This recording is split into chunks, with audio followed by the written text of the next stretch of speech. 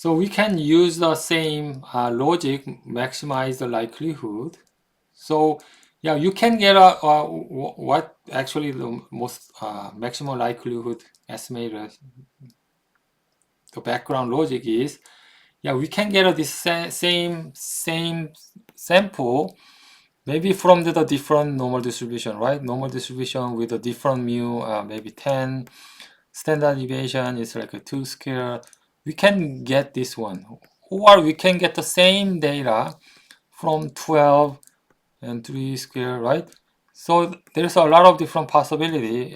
It doesn't have to be this one. Maybe it's just A and 4 square, right? However,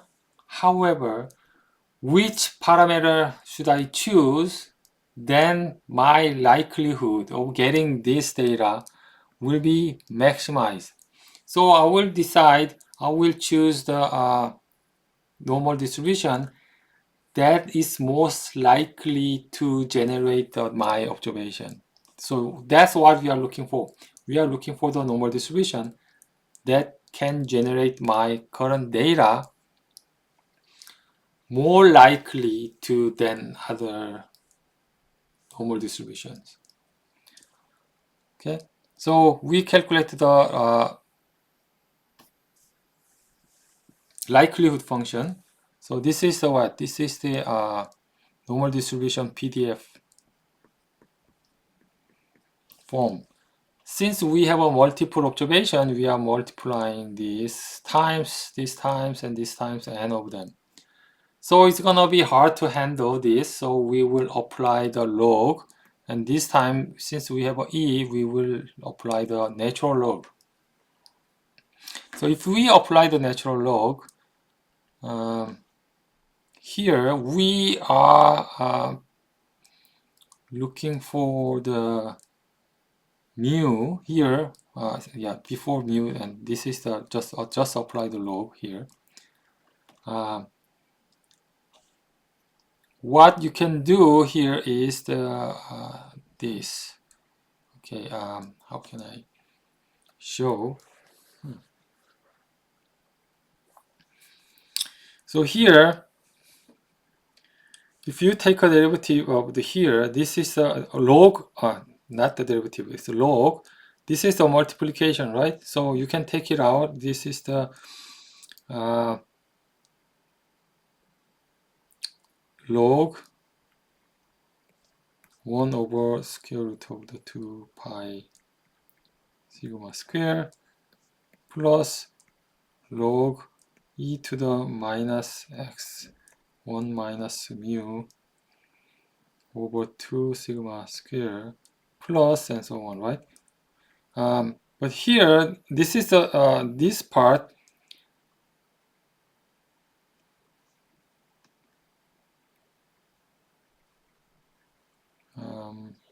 This part you can say this okay, equals 2 pi sigma squares minus 1 over 2, right? Because 1 over 2 is a square root, and the minus part is from the, because this is in the denominator. So this denominator part is coming down. So that's why you have a minus 1 over 2 here. And then why this is n? Because we have how many terms? It's this one. It's the same thing. We have an n number of them, so we have to multiply n. And then log of this number is still there. So log of this number, and then exponent came down, minus 1 over 2, and then we found the n number of these, so we multiply n. That's how this term comes out. Okay, and the other term is easier.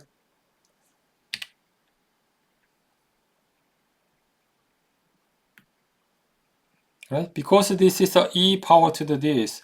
So if you take a log e power to the minus x 1 minus mu, right? Square, yeah, I forgot this is all square.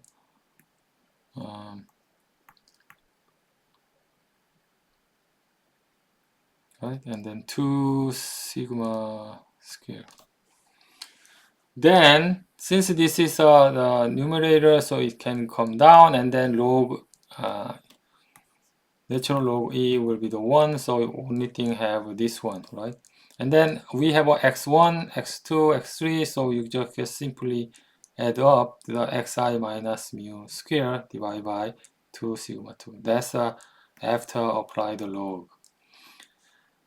Now I'm interested in the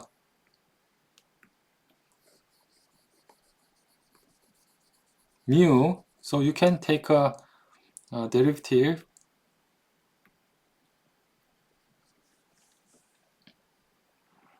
regarding the mu, and then this part we don't have a mu at all, right? So this part is gone.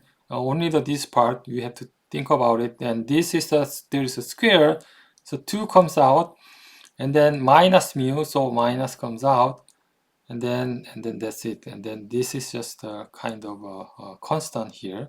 So we set this is a 0. So if you multiply 2 sigma square both sides, right? This cannot be 0, and you can simply say and then multiply this one.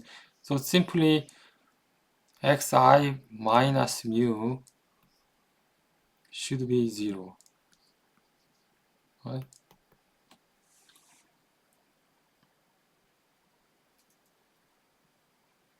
Right? So if you just expand this one, this one becomes sigma of xi minus sigma of mu. When you do the sigma for some constant, this is just mu plus mu plus mu. So this is just a sigma xi minus n times mu. And then we set this is 0, so n times mu should be equal to the sigma of xi, and then you divide by n both sides. This is our estimator of the mu. Again, this is the same as our intuitive estimator. When we calculate what will be the population mean, you just take a sample mean, right? So summation divided by number n, this is the sample mean.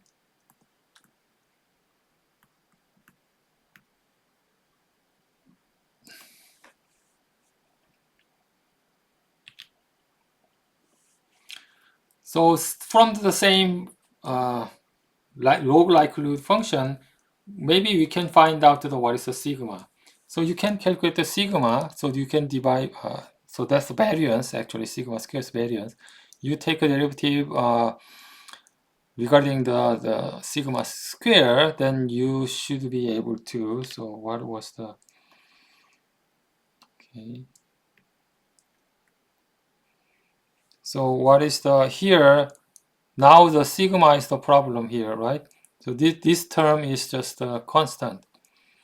So you can take a derivative here. Will becomes this one. Why is that?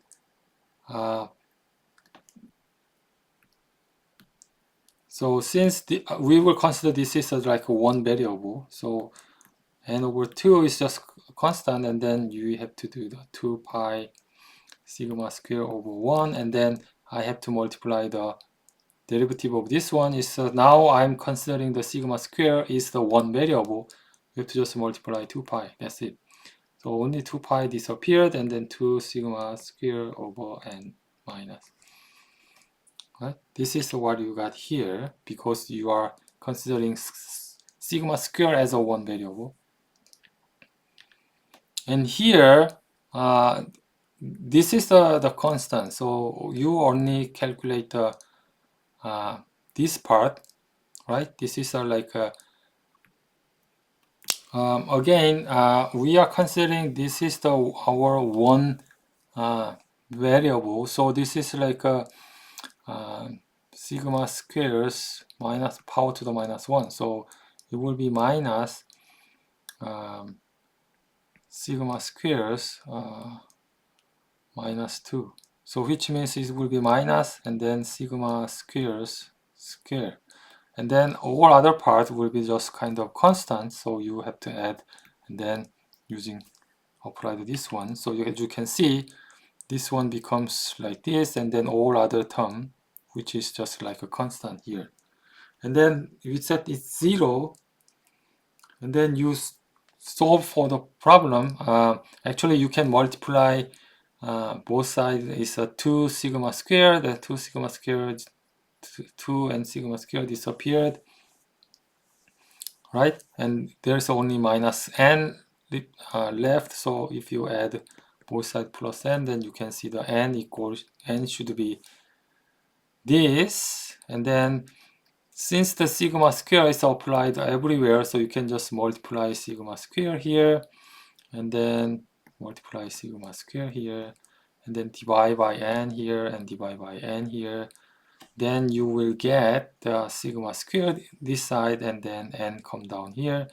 So you can see this is just like this is a variance, right? This is exactly the same as the variance, definition of variance.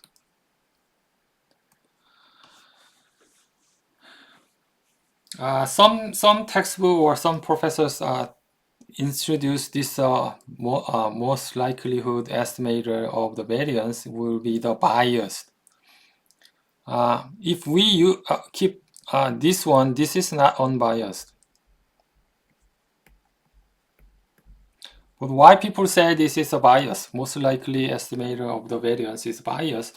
Because we don't know the mu here, right? If we have a sample and then we are trying to estimate the population parameters, but we don't know to calculate the variance. I need to know the mu, but I don't know the mu. I'm trying to estimate the population parameters.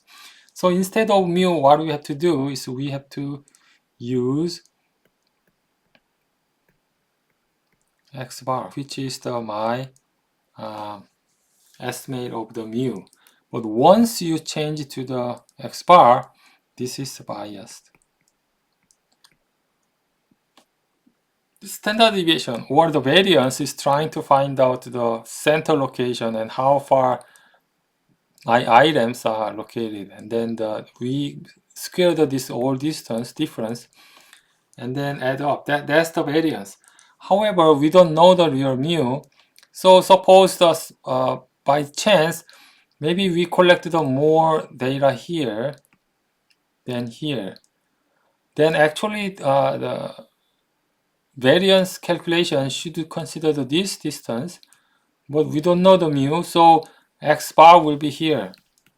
So actually, if you calculate x bar and then calculate the distance tend to be smaller because you are looking at the center of your sample.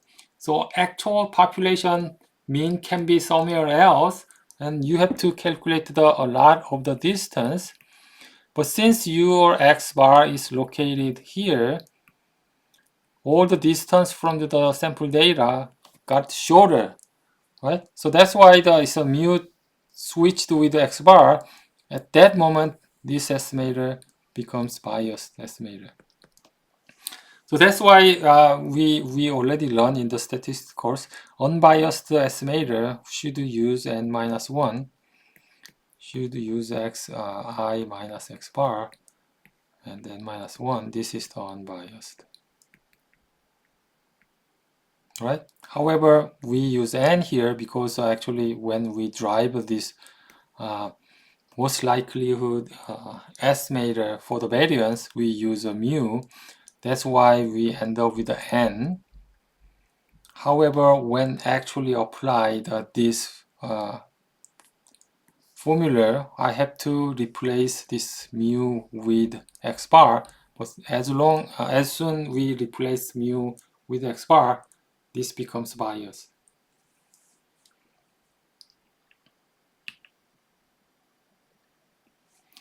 Okay, this is the least square estimator. So this is our last estimator. So it's pretty simple. We can calculate the square error. So error means the real number. This is a real population mean, and this is my observation.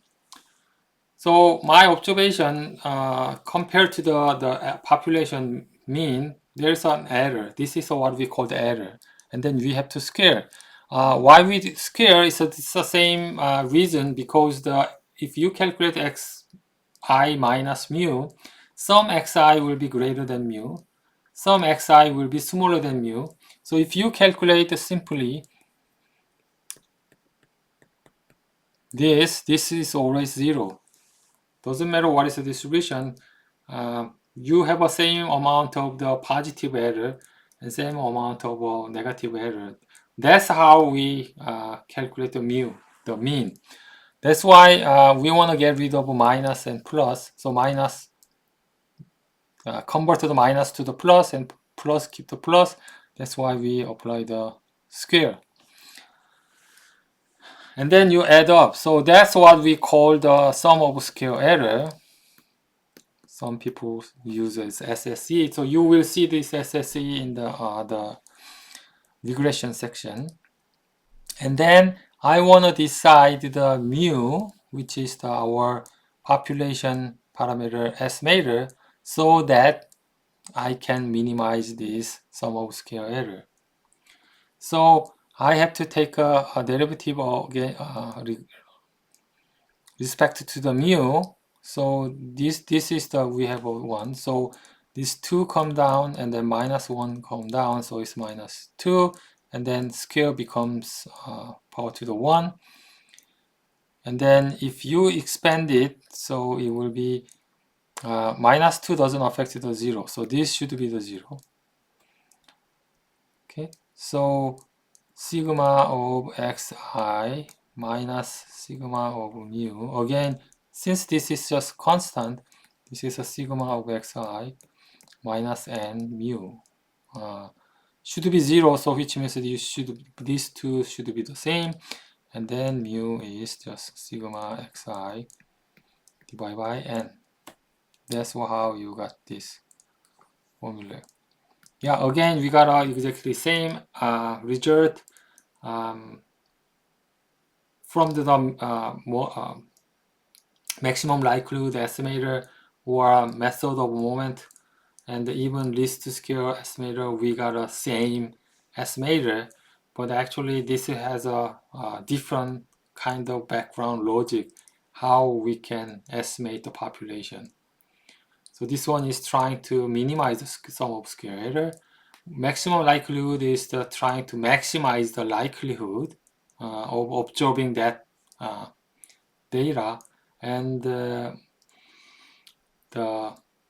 method of moment is the hour moment, and the sample moment or population moment should be the same. So you use the population moment and the sample moment set equal, and then you find out what should be the population parameter estimator, or along with that background or logic.